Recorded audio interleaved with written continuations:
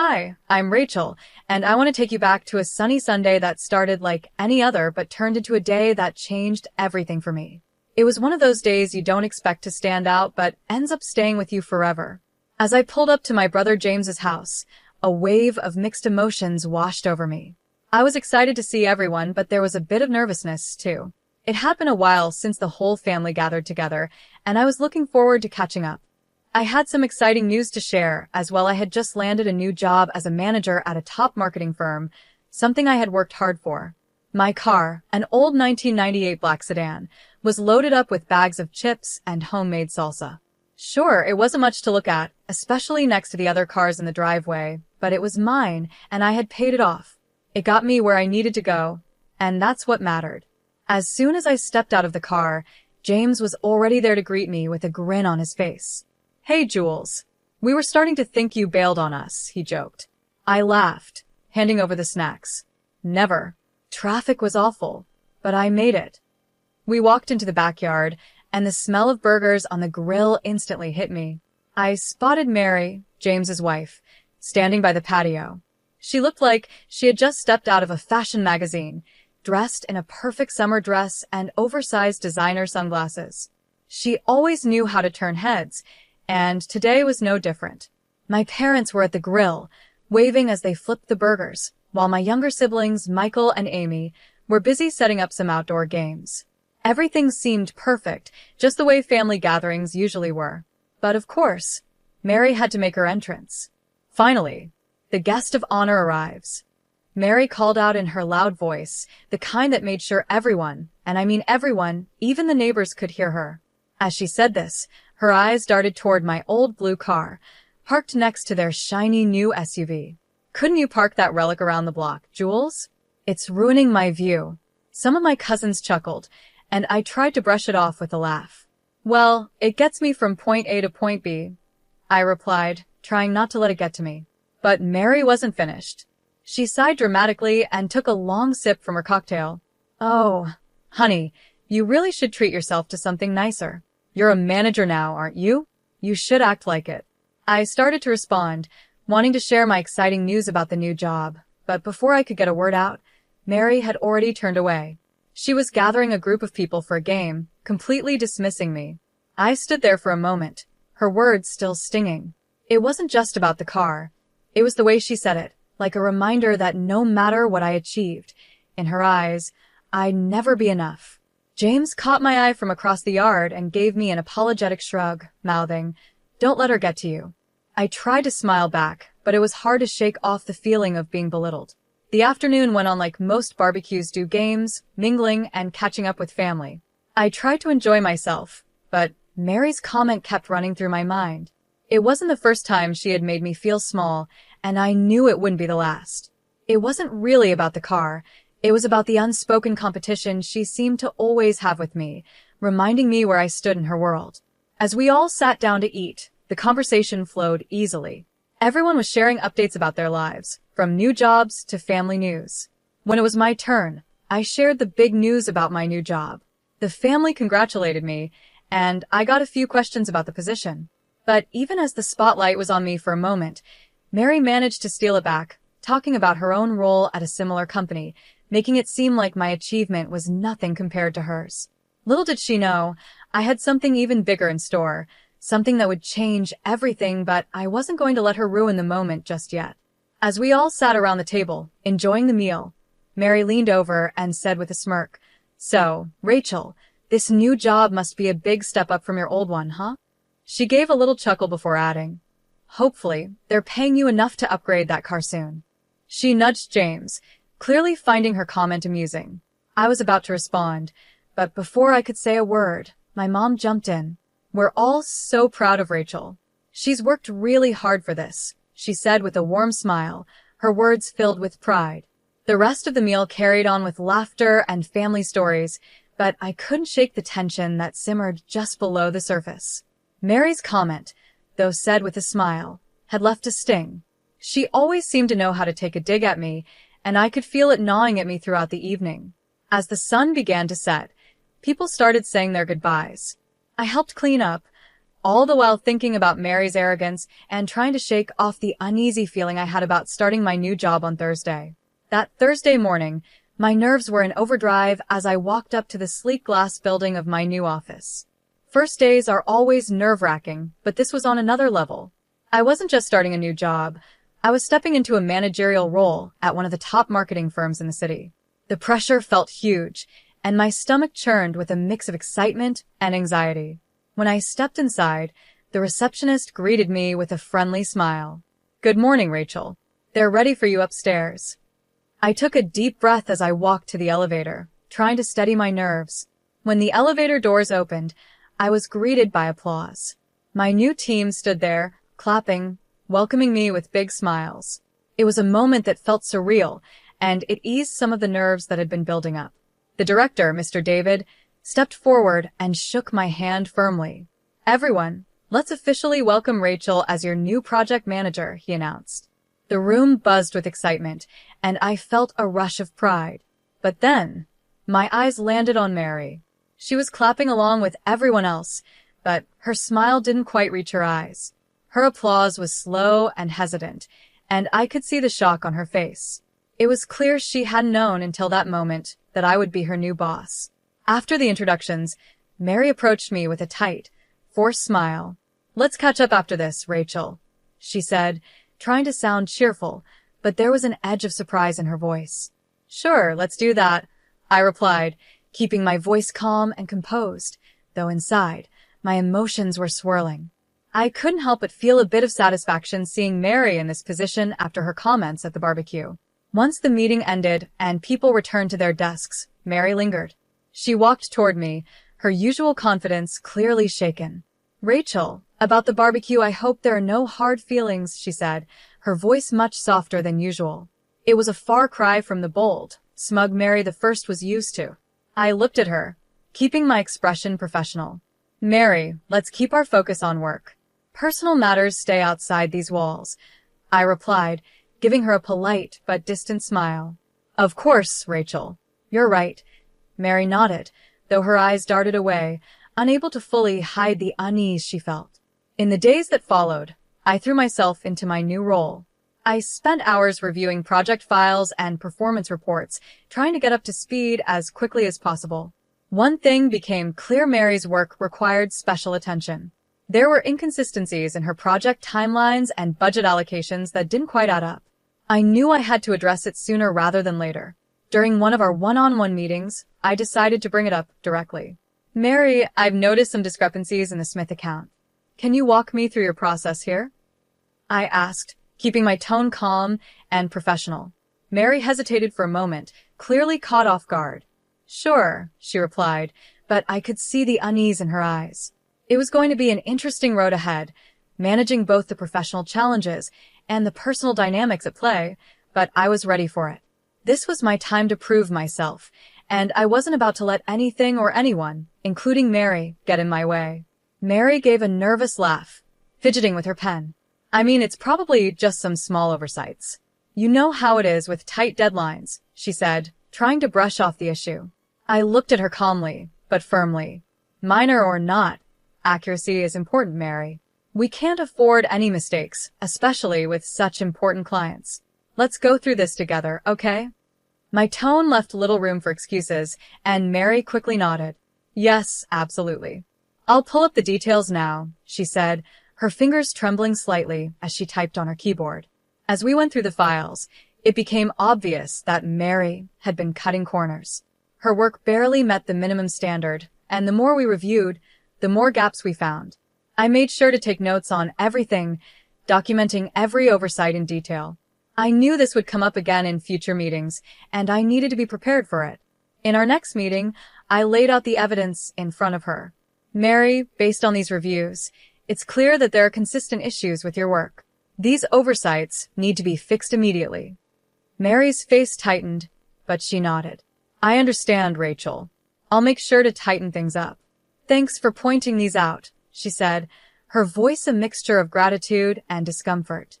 I nodded, my tone firm. "Let's make sure it doesn't happen again. Our clients and our team are counting on us to be diligent."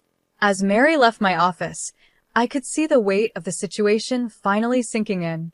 For me, it was about making sure our work remained up to standard. But deep down, I couldn't help but feel a small sense of satisfaction. In a way, it felt like justice was being served, and I knew Mary had a lot to prove going forward. The following Thursday, the stakes were even higher. Not just for me, but for Mary too. It was her chance to show what she could really do. She walked into the office, clutching her oversized designer bag and a stack of files. Her heels clicked on the polished floor as she made her way to my office. "Got a minute?" I called out, motioning her inside. My tone was serious, but calm. "Sure," she replied, smoothing down her blouse before sitting across from me. "I'm putting you in charge of the Henderson project," I said, laying out the project details in front of her. "It's not a huge project, but it's an important one. This is your chance to show what you're capable of."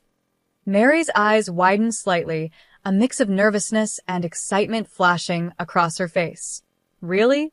I mean, thank you, Rachel. I won't let you down." I nodded, watching her closely. "I'll be guiding you through it, but I want to see what you can do when you're leading the project." The next few days were intense. I kept a close eye on her progress, checking in regularly. We had frequent meetings, and I made sure to document every decision and approval. At first, Mary was enthusiastic, throwing herself into the project. But as the pressure mounted, her energy started to wane. During one of our strategy sessions, I noticed her struggling. "Mary, during our last review, you mentioned outsourcing some of the graphics work. Have you properly vetted the vendor?" I asked, trying to get a clear answer. "Oh, yeah, they're fine," Mary replied quickly, clearly trying to move past the question. "I mean, it should be okay." I raised an eyebrow, not satisfied with her response. "It's important that they're more than just okay. Can you show me the vetting process you used?" Mary paused, realizing she hadn't done the proper work. Her confidence faltered, and I could see that the stress was getting to her. This wasn't just about doing the minimum anymore, it was about stepping up and proving that she could handle the responsibility. As the project continued, I pushed her to meet the high standards we needed. It wasn't easy, but I could tell Mary was learning. Mistakes were still made, but each time, she corrected them faster. Watching her work under pressure, I realized that while she had a long way to go, she was starting to take the job more seriously. By the end of the project, I could see a change in Mary. She wasn't the same overconfident, carefree person from before. She had been humbled by the experience, and while there was still room for improvement, I knew she was on the right path. I pressed on, knowing that any mistake now would be officially noted. Mary fumbled through her files, her usual confidence slipping away. "I'll get that information to you by the end of the day," she stammered. "I just didn't bring the paperwork with me right now." The days stretched into weeks, and the project deadline loomed closer. In a team meeting, it was finally Mary's turn to present her progress. The room was full, and the air was thick with anticipation. Mary stood at the front, holding her report, but her usual poise was gone. She seemed unsettled, her confidence nowhere in sight. "All right, let's see," she began, flipping through her notes. "For the marketing strategy, we are, planning to," her words trailed off, and she stumbled over her sentences. The report lacked the depth and clarity that was expected, and I could sense the tension rising in the room. Mr. David, who was seated in the corner, raised his eyebrows slightly and gave me a nod, signaling his concern. This was the moment I had been waiting for. "Mary," I interjected, "could you clarify how the budget was allocated? There seemed to be some discrepancies between your report and the original estimates." Her face turned red as she shifted uncomfortably. "Well, I had to make some last-minute changes, and the costs, well, they kind of got away from me." "I see," I said, keeping my tone calm but firm. "It's crucial that we stick to the planned budget, especially when dealing with new clients. We need to make sure this doesn't happen again." I glanced around the room and could see the concern on my team members' faces. It was important for everyone to learn from this, not just Mary. As the meeting ended, the team shuffled out, and murmurs about the project's status filled the room. Mary lingered behind, her defeat evident. Her usual confidence had crumbled, and I could see the weight of the situation settling on her. "Rachel," she said quietly as she approached me. "I try to handle it, but I don't know what went wrong." I looked at her, my tone firm but not harsh. "Managing projects is about oversight and adaptability, Mary. We need to discuss how we can fix this." Mary nodded, agreeing to meet with me later to work through the issues. I could tell she was embarrassed, but this was more than just her failure. It was about maintaining a high standard for the entire team. I documented everything carefully, noting the issues in her work. It was clear to everyone now that her mismanagement had caused problems, but I wasn't happy about her struggle. It wasn't about revenge. It was about protecting the company and our clients. Upholding professional standards was key. The day after that rough meeting, the office was unusually quiet. As I made my way to my desk, I could hear whispers behind me. People were talking about what had happened. Mary was pacing near the water cooler and intercepted me before I could even sit down. "This was a setup, wasn't it?" she accused, her voice full of tension and confusion. "You've been out to get me from the start." I stood my ground and met her gaze. "I gave you an opportunity, Mary," I said evenly. "The outcome was in your hands, not mine." Mary looked frustrated, her anger barely contained. I understood that she was upset, but her accusation wasn't fair. She had been given every chance to succeed, and the decisions she made were her own. I wasn't here to sabotage her. I was here to make sure the job was done right. She paused for a moment, her face softening as the reality of the situation sank in. "I didn't mean for things to go this way," she muttered, her voice quieter now. "I know," I replied, "but this is about more than just one project. It's about learning from mistakes and improving. We can't afford to let this happen again."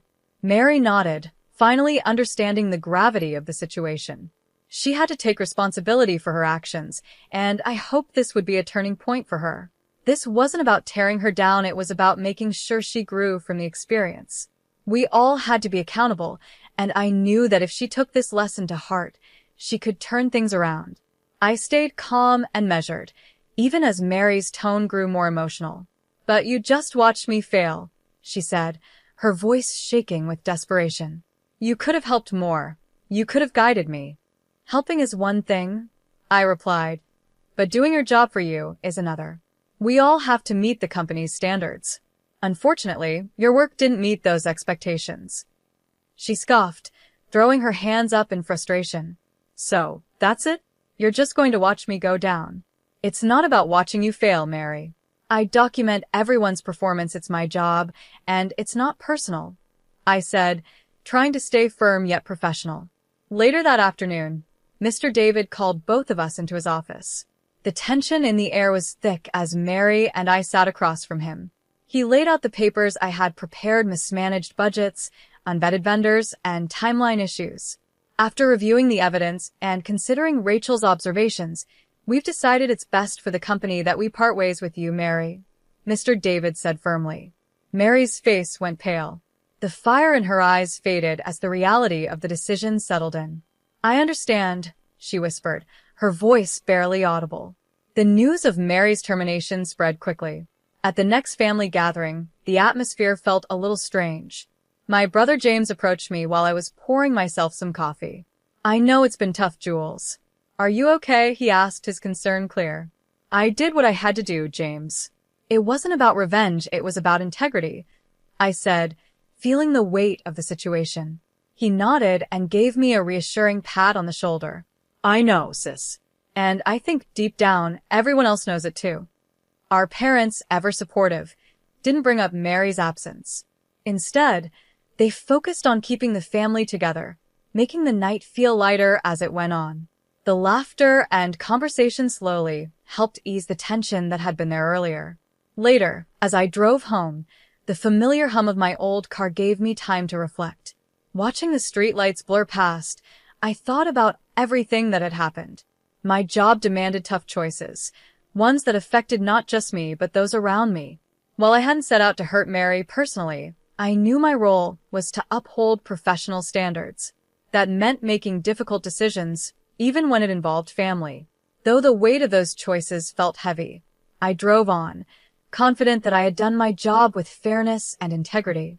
The road ahead felt clearer, guided by the principles I believed in most. And that wraps up our story. What do you think? Was Rachel right in how she handled the situation with Mary? Should she have been more supportive, or did she do the right thing by sticking to her professional duties? Let us know your thoughts in the comments below, and don't forget to like and subscribe for more stories like this.